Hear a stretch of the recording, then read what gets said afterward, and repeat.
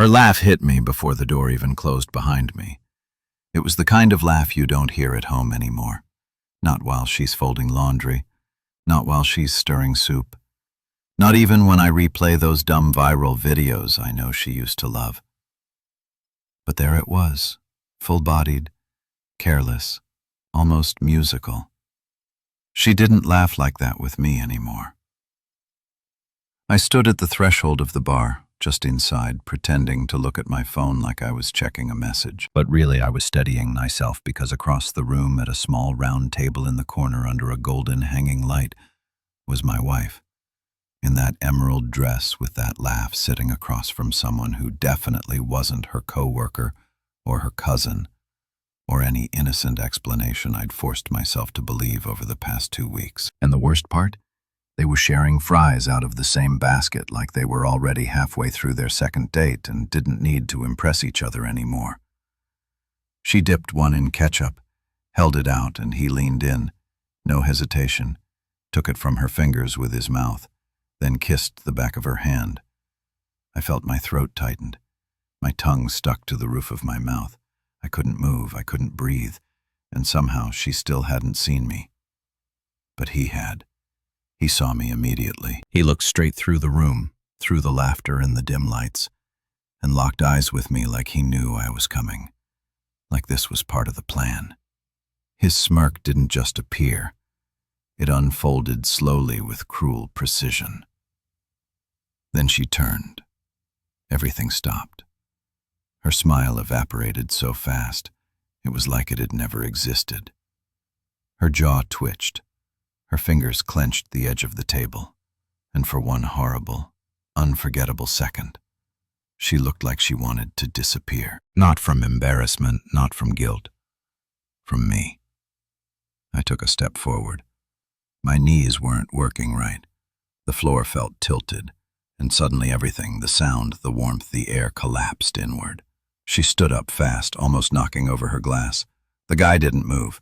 He just leaned back in his chair, watching me approach, one arm casually draped along the backrest of her seat like he'd already won whatever game this was. And then, before I could even open my mouth, she said it. Not a greeting, not an apology, not even my name. Just one sentence. 5 words. Words that detonated something inside me I didn't even know I'd been hiding. You weren't supposed to come. She didn't whisper it. She didn't scream it. She declared it like I just stepped on stage during a dress rehearsal and ruined the entire scene. You weren't supposed to come. That's what she said, as if I had violated some private script they'd written together in my absence, as if my presence was the betrayal, not hers. I stopped walking. My hands were still hanging at my sides like I didn't know what to do with them. I could hear my pulse in my ears louder than the music. I opened my mouth, but nothing came out. The words were all jammed up somewhere behind and not in my throat. Her eyes flicked to the man beside her, the human-shaped red flag. He hadn't moved, still lounging like he owned the place, like this little emotional explosion was entertainment. He leaned forward slowly, picked up his beer, and took a sip with maddening calm. I swear to God he was enjoying this. Then she reached for my wrist. Not gently. She gripped it hard, trying to lead me away from the table. "Not here," she hissed through clenched teeth. "Please, let's go outside, now." I let her pull me a few feet, but I wasn't done looking at him. I stared straight at him, and he finally spoke. Just 2 words. She knows. It wasn't just the words. It was the way he said it, low, like a confession made not to me, but for her. Like I wasn't the one who needed to hear it. She did, and the second she heard them, she froze. Her grip on my wrist weakened. Her shoulders sank, and for a split second, her eyes pleaded with mine, not for forgiveness, but for silence. That's when I knew this wasn't a mistake. It wasn't an emotional affair or a drunken kiss. It was real. It had depth. They had history. Outside, the air was colder than I remembered. The breeze slapped my face like a warning I was too late to heed. She stood in front of me, arms folded, face pale. "Okay," she finally said. "I can explain, but not if you're going to yell. I don't want to make a scene." "I'm not yelling," I said. And I wasn't. My voice was weirdly flat, like it belonged to someone else. She sighed, ran a hand through her hair, and took a deep breath. "His name is Drew. He's from before. Like way before. We reconnected online a few months ago, just talking." At first, just talking, I echoed, because that's what people always say before the truth gets uglier. "I didn't mean for it to go this far," she continued. "I didn't plan for any of this. You and I, we haven't been okay for a while, and I was lonely. I didn't think you'd notice. You didn't think I'd notice you sneaking out of the house in full makeup and heels. You didn't think I'd notice the locked phone, the cold silences, the fact you don't even look at me anymore." She flinched, but didn't deny it. That was the worst part. There was no "I love you," no "I made a mistake," no "let's fix this." Just guilt and resignation, like she'd already moved on and was waiting for me to catch up emotionally. Like I was the last person in the room to realize the fire had burned the house down hours ago. "I was going to tell you," she said quietly. "When? Before or after dessert?" I asked. She blinked. "What?" "I made you creme brulee today," I said, my voice cracking like glass. "It's in the fridge. I even bought that torch you said looked cool. I was going to surprise you when you got back from your girls' night. Thought maybe we could watch that documentary about Iceland you said you wanted to see. You know, try." I didn't realize how much I was shaking until I looked down at my hands. My fingers were trembling. She looked at the ground. "I didn't mean for it to go this far." I laughed. It was short and bitter and involuntary. "You said that already, but it did go this far, and I walked in while you were feeding him fries." She had no response to that. Silence filled the space between us. Heavy, accusing silence. That's when my phone busted. A text from her sister of all people. Just 3 words. "You okay? Call me." And suddenly I realized something was off. Her sister didn't even know we were fighting. Or at least, she shouldn't. Unless. No, not unless, or for hopeful people. I already knew. She'd been preparing for this. This wasn't a spontaneous accident. This was a planned collapse. And I had just stepped into the trap they'd quietly been building for weeks, maybe months. I turned back toward the bar. "I'm going to ask him something." Her voice cracked for the first time. "Don't." But I was already walking. The moment I stepped back through the doors of that bar, the atmosphere felt different, denser, like I brought in something heavy that didn't belong. The bartender gave me a glance but didn't say anything. Couples murmured to each other, oblivious to the tectonic emotional shift happening just a few feet away from them. Jess still hummed from overhead speakers, a track so smooth it felt like it was mocking me. Drew hadn't moved, still seated at the same table, arms crossed now, phone face down beside him like he didn't need distractions anymore. When I stopped in front of him, he didn't even blink, just looked up at me with the same half-curious, half-smug expression you might give a squirrel who wandered into your backyard. "I want one thing," I said, forcing my voice not to crack.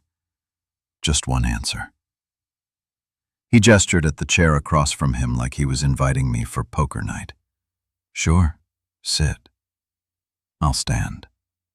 He nodded slowly, tapping his fingers once against the rim of his glass before folding his hands. "So, what's the question?" "How long?" His response was so fast it knocked the breath out of me. 5 months. There was no hesitation, no bargaining, not even a flicker of guilt. Just the cold precision of someone who's rehearsed the truth because he's had time to get comfortable with it. 5 months, I repeated, feeling my mouth go dry. 5 months and you… what? Just show up and act like this is normal. He shrugged. We were careful. You weren't supposed to find out this way. I clenched my jaw, fists tightening at my sides. You mean I wasn't supposed to walk in and ruin your date with my wife? He looked up at me, and for the first time I saw it. Not arrogance, not defiance, but pity. No, he said quietly. I mean, you weren't supposed to be hurting this long and saying nothing. That stopped me. It wasn't what I expected, not from him, not from anyone. What? He sat up straighter now, elbows on the table, his voice low so no one else would hear. Look, man, I'm not the villain you think I am. I didn't go looking for this. Kinsey reached out to me. I didn't even know she was married at first. When she told me, I backed off, but she kept coming. She told me things about you I didn't want to hear. How she felt invisible, unloved, like you didn't even know she existed half the time. He raised his hand before I could interrupt. I'm not saying that to hurt you. I'm saying it because maybe you need to hear it. You're mad. Fine, I get it. But this isn't some cheap fling. It started because something in your marriage was already broken. I just happened to be there when she admitted it. I felt like I'd been shoved into a pool of ice water. I wanted to scream. I wanted to punch him, honestly. But somewhere beneath the rage was this hideous little voice, a whisper that said, he's not entirely wrong. I had noticed her drifting. I had felt her slipping through my fingers every night we sat in silence at the dinner table. I had chosen to say nothing. I had watched her eyes glaze over when I spoke, and told myself it was stress or work or hormones. I didn't fight for her. I waited for her to come back on her own, and she didn't. You think I didn't love her? I asked. My voice cracked loud enough to turn heads. Drew sighed. I think you loved who she used to be, but she's not that person anymore. And I think maybe neither are you. He stood up, grabbed his jacket, and looked me dead in the eyes. You want to blame me? Do it. But I think if you dig deep, really deep, you'll find out this isn't about me. It's about what both of you stopped saying a long time ago. And just like that, he left. No fight, no drama, just walked out, disappearing into the night with the same quiet certainty he'd arrived with. I stood there, motionless. My heart wasn't pounding anymore. It was aching, deep, raw, hollow, aching. And all I could think about was the dessert in our fridge. Creme brulee sitting there, untouched, waiting for someone who was never planning to come home. The drive home felt like it took hours, though I knew it couldn't have been more than 20 minutes. Every red light was a reminder that I was moving towards something, but I had no idea what that something was anymore. The streets were half empty, store windows dim, and the world had that eerie, too-quiet stillness of a late Thursday evening where everyone else's life was still intact. Not mine. I parked outside the house but didn't get out right away. I just sat there in the dark with the engine off, watching the reflection of our living room window. The soft yellow glow meant she hadn't beaten me back. I knew Kinsey, if she were home, that light would have been off. She hated overhead lights at night, said they made everything look like a hospital. I don't know what I was expecting. Maybe a note, maybe nothing. Maybe to find the bed made with her side already erased. When I finally stepped inside, everything was too clean, like a model home. The scent of my own cologne hit me immediately. I hadn't even worn it that day. She'd sprayed it around the hallway like air freshener, almost like covering up something. The creme brulee was still there, front and center on the middle shelf of the fridge, perfectly torched on top. The sugar glass still golden and crisp. I stared at it for a long time. Not because I wanted to eat it. I didn't. It just represented everything I'd done to pretend things were fine. The little gestures, the second chances I gave without telling her I was even giving them. I closed the fridge. Then something caught my eye. Her laptop was open on the kitchen counter, something she never did. Kinsey was paranoid about privacy, always closed tabs, wiped history, kept things logged out. But there it was, glowing in the dark kitchen like it had been abandoned in a rush. Her email was open. I shouldn't have looked, I know that, but I did. The first message was pinned. The subject line alone felt like a slap across the face. Flight confirmed, Saturday morning. I clicked. It was a booking confirmation. 2 passengers, her name and Drew's. My chest collapsed inward. They were flying to Colorado. 2 tickets, non-refundable. No return listed. I scrolled further. Another email, one from her sister sent earlier that afternoon. The same sister who texted me asking if I was okay. So proud of you for finally choosing what makes you happy. You deserve this, Kinsey. Let me know if you need help packing. And please, please don't let him guilt you into staying. You've given him enough years already. Enough years. That sentence stuck in my head like a nail. Like, this wasn't a betrayal. It was a group project, one they'd all been working on behind my back. While I cooked, cleaned, fixed faucets, walked her damn cat at 6 a.m. in freezing weather, while I stayed up late editing her resume for a job she never even applied to. While I defended her to my own parents when they said she was emotionally distant at holidays. Apparently, everyone else knew she was done before I did. I backed away from the laptop. My legs actually stumbled against the counter like gravity had suddenly changed directions. I grabbed the fridge handle again just to stay upright. Then I saw something that stopped my breath. On the table, my table, sat a folder, thick manila closed neatly with a paperclip. I hadn't seen it when I walked in. I moved toward it slowly like it might explode. Inside, divorce papers. Not a discussion, not a draft, not something to talk about. Signed, dated, filed. There was a pink posted on top with her handwriting, neat and crisp and horribly polite. I didn't know how to tell you. I'll be back for my things on Sunday. Please don't make this harder than it needs to be. Kay. No, I'm sorry. No, thank you for everything. No, nothing. Just a scheduled return, like a cleaning crew coming after a fire. I stared at those papers for a long time. I didn't cry. I didn't scream. I just floated, numb, disconnected from myself. Like I was hovering a few feet above the floor, watching some idiot version of me unravel in real time. Then I did something I still can't explain. I took the creme brulee out of the fridge, sat down at the table, stared at the signed divorce papers like they were dessert.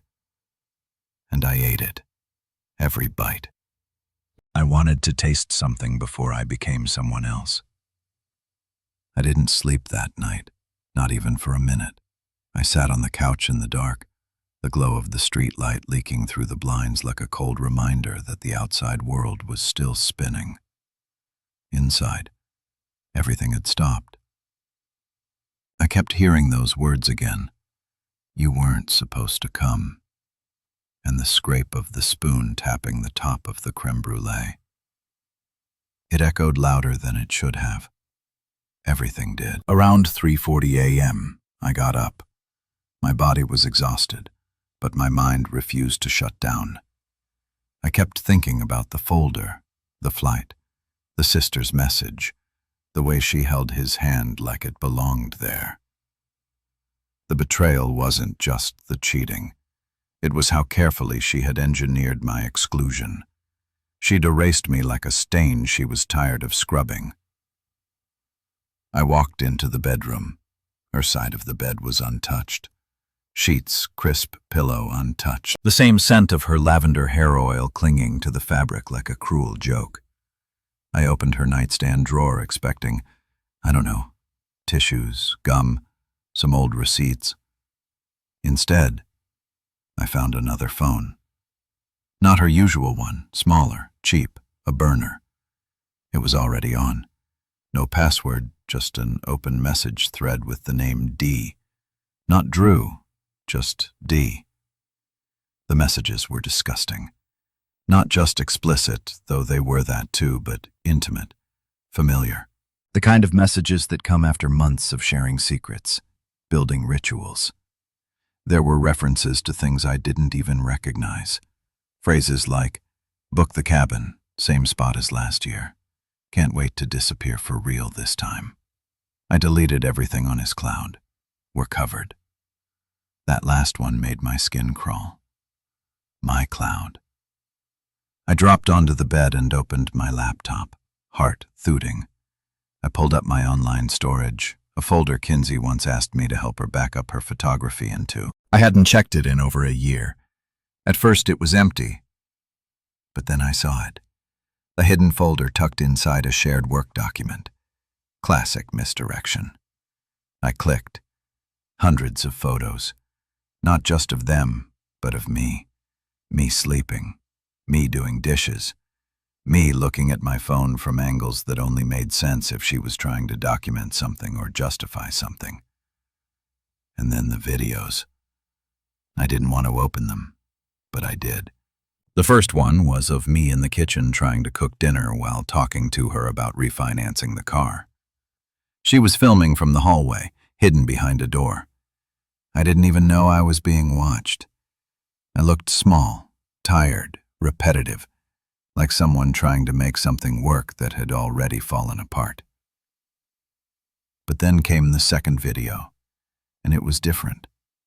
She was filming herself, crying, sitting on the floor of our bathroom, mascara smeared, whispering into the phone like it was a diary. I can't stand the way he talks to me like I'm broken, like he's waiting for me to say thank you for not leaving me. I'm drowning and he thinks showing up with takeout and a fake smile is enough. I don't love him. I haven't in years. But I don't know how to break it without him crumbling. I stared at the screen for nearly 10 minutes after it ended. I wasn't even angry. I was hollow, like someone had scooped out everything I thought I knew about my marriage and left the shell behind to keep pretending. I closed the laptop and sat in silence for another hour, barely blinking. Then, without even knowing what I was doing, I got up, walked to the closet, and took down the box. Everyone has the box. That one container where you keep the remnants of your beginning. Ticket stubs, notes, a dried flower from the first date. Ours was navy blue, duct-taped around the edges, stuffed with more hope than I realized until now. Inside, I found a photo from our trip to Asheville, the one where we got caught in the rain and laughed the whole walk back to the cabin. She looked so alive in that picture. Eyes closed, hair drenched, teeth bared in a real smile. It was taken 3 years ago, and now she was leaving with someone else. Same cabin, same smile, just not me. I reached for the matchbox we kept for power outages, and I burned it.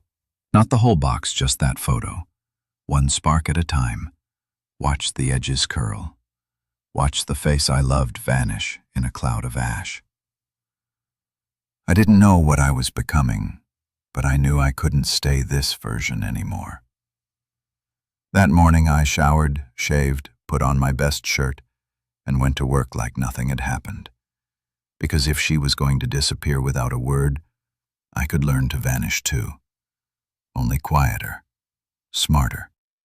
And when Sunday came, she would find a version of me she wasn't prepared for. That Friday passed in a blur. I don't remember what I ate. I don't remember what anyone at the office said to me. I just remember the lights being too bright and my own voice sounding fake whenever I was forced to speak. I smiled when I needed to. I nodded when appropriate. But under it all, there was this low, steady hum building in my chest, a vibration that wouldn't stop, like something deep inside me had finally woken up. By the time I got home, the house still looked the same. But I wasn't. Not anymore. I walked past the kitchen where the crème brûlée dish still sat in the sink, crusted and untouched. I walked past the table where the divorce folder lay, still exactly where I'd left it. I didn't touch it. I didn't move a thing because I wanted her to come back on Sunday and feel like everything had been frozen in time, like I hadn't done anything. But I had. In the hours between pretending to function at work and lying awake at night, I had been quietly dismantling her plans. It started with a call to a friend, not a close one, just someone I'd helped years ago with a digital forensics issue. The kind of guy who owed me a favor. He worked in IT security and knew a few things about recovering deleted files and tracking online activity, especially on synced cloud storage. By Saturday morning, I had everything. Chat logs, email drafts she never sent, even notes she'd written to herself on her phone, including a checklist titled, "Before I leave for good." One line stood out. "Transfer joint savings quietly. He never checks that account." I hadn't. She was right. We had opened it together when we first got married to save for a trip to Portugal we never took. It had sat mostly untouched for years. Automatic transfers each month. Something we both forgot about because it was meant for a Sunday that never came.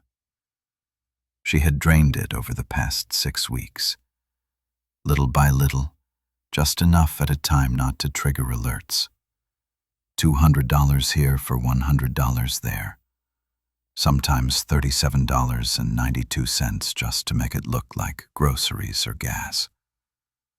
Over $9,300 gone. I sat at the edge of the bed, holding the printed bank statement in my hands, the balance sitting at $41.72. My first instinct was to scream, to call her, to say something cruel and final. But I didn't. I just stared at it and thought, she really did it. She planned this down to the cent. And still I didn't cry. I didn't punch anything. I didn't spiral. I began to plan. First, I changed the password on that joint account, closed it entirely, redirected every connected auto payment to my personal account. Then, I created a brand new login for all the shared streaming services, Hulu, Netflix, HBO Max, and changed the passwords to random strings of characters. It wasn't revenge. It was control. I wanted her to feel even a fraction of the confusion I'd been drowning in all week. Next, I took down the framed photo from the hallway, the one of us at her cousin's wedding, smiling like idiots. I removed the photo, kept the frame, and slid a new picture in, a close-up of the divorce papers. Folded open to the signature line just so she'd see it first thing when she walked in. Then, I cleaned the house. Not emotionally, clinically. I boxed up her clothes, her books, her shoes, her trinkets from high school she always refused to throw away. I labeled everything room by room, neat, methodical. I even made her a folder of receipts for the furniture she insisted was technically hers. I didn't want to argue. I wanted her gone. But I left one thing untouched: the bedroom. I wanted her to step in and see her side of the bed still made, her pillow still in the same place, the little glass of water she always kept on the nightstand still full, the illusion of home, right before it crumbled. Around 5 p.m., I sent a text to her sister. Please make sure Kinsey arrives at 10 sharp tomorrow.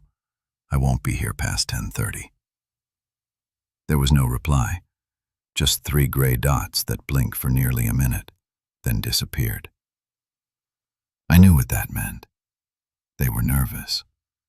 She wasn't sure what version of me she'd find when she walked through that door. And honestly, neither was I, because by Saturday night, I wasn't the broken man who stood frozen in the bar watching his wife feed someone else fries. I wasn't the man begging for answers. I wasn't even the man who needed closure. I was something else now. Not angry, not healed, just clear. And when Sunday morning came, I would be ready, not to confront her, not to fight, but to finally say the one thing I never had the courage to say before. You don't get to erase me like I was never here. She arrived at 9:56 a.m. on the dot.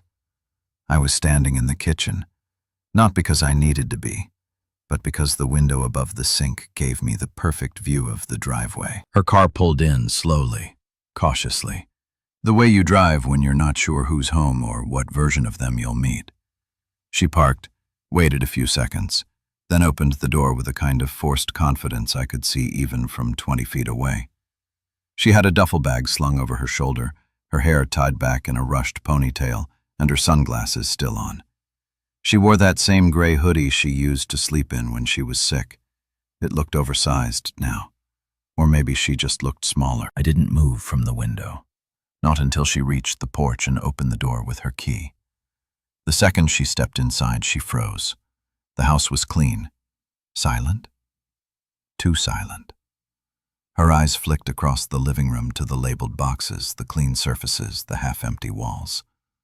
Her lips parted slightly, maybe to say something, maybe because she didn't expect it to feel so final. I stood in the entryway of the kitchen. "Morning," I said, my voice calm, measured, like I was greeting a colleague I didn't care for but had to tolerate. She blinked. "You're still here." "You said 10, I replied, checking the watch I didn't even wear. "You're early. I figured you'd be gone by now." "You figured a lot of things." She set the bag down by the couch carefully, like she didn't want to make noise. "Look, I'm not here to fight. I just came to grab my stuff and go. I don't want this to drag out more than it needs to." I nodded, stepping aside to let her pass. "It's all boxed, labeled. Inventory list is on top. Bedroom stuff's untouched." She hesitated. "You really packed everything? Everything you left behind?" Her eyes lingered on mine. "You didn't have to do that." "You didn't have to do a lot of things, Kinsey." The silence that followed was brutal. She walked into the hallway and I stayed in the kitchen. I didn't follow. I didn't hover. I just stood there listening to the sound of her footsteps, the opening and closing of cabinets, the creak of the floorboard by the bathroom door, the sound of a life being lifted out in pieces. 10 minutes later, she returned with 2 more bags. She looked different now, flustered, pale. "You moved the photos," she said, gesturing toward the empty wall beside the stairs. "They weren't mine to keep," she swallowed. "I didn't expect you to handle this so well. I didn't expect you to be filming me behind closed doors and planning vacations with someone else, so I guess we're both full of surprises." Her face went still. "You went through my phone. You left it unlocked. You invaded my privacy." I almost laughed. "Your privacy? That's rich, Kinsey. You staged an emotional exit like I was a villain in your story. You filmed me cooking pasta and twisted it into a pity monologue, and all while you were draining our savings in slow motion." I was trying to leave gently. "Is that what you call it?" I said. "Is that what this is?" She looked down. "I didn't want to hurt you." I shook my head, taking a deep breath to stop myself from laughing. "You don't get to control how much I bleed, Kinsey. You stabbed, then handed me a towel and called it kindness." Her lips tightened. "You've rehearsed that one, huh?" "No." I said that one came easy. We stood there for a moment, two people in a room they used to laugh in, now watching the ghost of what used to be. Then, almost like she needed to break the tension, she turned toward the couch and noticed the frame sitting on the coffee table. She picked it up, flipped it around, the signed divorce papers, her signature right beneath mine. She stared at it for a moment longer than necessary. Her fingers trembled slightly, barely noticeable unless you were looking closely, and I was ousted, carefully. "Gone," I said. Her head snapped up. I closed the account, froze the rest. "Every transfer you made is documented, every log. You left a trail." Her voice thinned. "You're not going to press charges?" "I'm not." She relaxed slightly, but I kept copies. I added every screenshot, every message, every dollar. She paused it again. "I'm not here to ruin you, Kinsey. That's the difference between us. I just want peace. You can go. You can disappear with Drew or Dee or whatever name he goes by next week. But you don't get to rewrite me out of this. You don't get to pretend I was the shadow in the background of your life. I was the guy you married, and you chose to burn it down." She didn't respond, just stood there still holding the frame. And then she did something I didn't expect. She sat down on the edge of the couch, quiet, still looking like she wanted to say something but didn't know what words to use. "Why didn't you yell?" she finally whispered. "Because I did everything else already." She didn't say much after that. In fact, she barely spoke at all. She sat there holding the divorce papers like they were a stranger's life, not her own. I could see her trying to figure out what she'd expected to find that morning. Maybe chaos, anger, bitterness. Maybe me begging her not to leave, asking what I did wrong, offering to change. But I wasn't offering anything anymore. I'd already given enough. After a few minutes, she quietly rose from the couch, returned the frame to the table, and started gathering her things. She moved slower this time, more deliberate, less entitled. And when she walked past me toward the door, she paused for a brief second like she was waiting for me to stop her. But I didn't. Instead, I opened the door for her. She looked up at me, eyes slightly glassy, mouth parting like she wanted to say something meaningful. Some final sentence that might soften the weight of everything she'd done. But she said nothing. So I did. "Take care of yourself." It wasn't sarcastic. It wasn't bitter. It was sincere.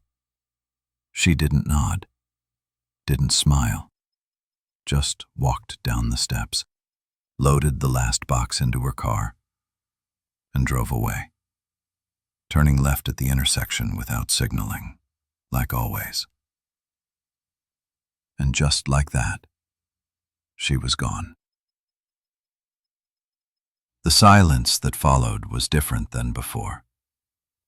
Not the kind that chokes or presses in from every wall. This one felt still, like the air could breathe again, like I could. I walked back inside and closed the door behind me, taking one long breath before sitting on the couch and letting the quiet wrap around me like a warm coat I hadn't worn in years. That afternoon, I took a walk. I didn't take my phone, didn't tell anyone where I was going. I just wandered through the neighborhood, past the houses with Halloween decorations still half up, past the coffee shop we used to go to, past the bookstore that always had the same golden retriever sitting in the window. For once, I didn't think about what I'd lost. I thought about what I'd managed to keep myself. There was a version of me buried under all those years of compromise and overthinking. A version that remembered how to be curious, how to be spontaneous, how to sit in a park and just enjoy the wind. And somehow walking alone with no one waiting on me, no one needing me to explain my mood or my silence. I felt closer to that person than I had in years. The next morning, I cleaned out the rest of the bedroom, washed the sheets, donated the clothes she forgot, rearranged the books on my shelf alphabetically this time because I could. I played music in the kitchen without worrying if the volume was too much. I made pasta with extra garlic. I laughed at a stupid movie. I signed up for a pottery class on a whim, something I always wanted to try but never did because she once called it messy art. And a week later, I finally slept. Not the restless, half-conscious kind where your body's flat but your mind's sprinting. I mean real, deep, peaceful sleep. The kind where you wake up without panic or pressure or that sharp weight in your chest. I'm not saying I healed overnight. I didn't. There were still moments I walked into a room expecting to see her there. I still reached for 2 mugs in the morning out of habit. But day by day, I found myself again. Not the man she left behind. The one who finally walked out of her shadow. And for once, I didn't look.